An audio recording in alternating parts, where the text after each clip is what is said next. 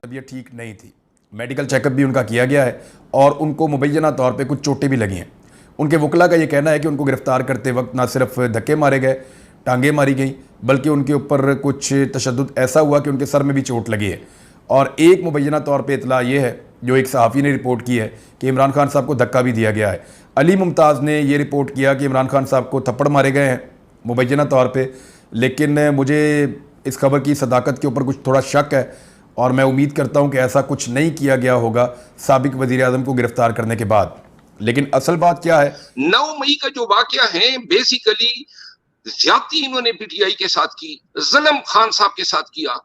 मैं उस वक्त हाई कोर्ट में मौजूद था। जिस अंदाज में उस पे रियासत की इदारों ने अटैक किया, जिस ग्रेसफुली पहले वो वीडियो चोरी की, जिस वीडियो में नजर आ रहा था कि खान साहब को गिरफ्तार करते वक्त इन्होंने बालों से खींचा था, इसको लातें मारी थी, उनको कुर्सी पे गिराया था, इसकी कंपटी में मार के जख्म आया था जब। और ये वीडियो अगर मंजर आम पे आ जाती तो पूरा पाकिस्तान जो है वो आग बगला हुआ था, इसलिए वो वीडियो इन्होंने चोरी की। लिहाजा ये सारी चीजें करके फिर डटाई से उनको अगवा किया।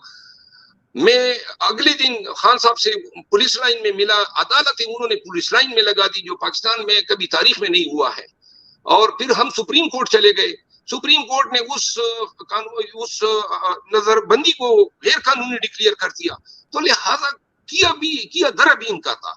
खान साहब को, ये पीटीआई को पता था, आपने हमें बताया था कि आपने खान के साथ इस तरह का रवैया रखना है, आपने उनको गिरफ्तार करके अगवा करना है, आपने रेंजर को इस्तेमाल करना है। ये सारी चीजें इन्होंने खुद की और पूरी कौम को इन्होंने मुस्तहिल किया। और यही लोग ये चाहते थे कि ये ड्रामा रचाएं ताकि इनको कोई जवाब मिले, क्योंकि और दो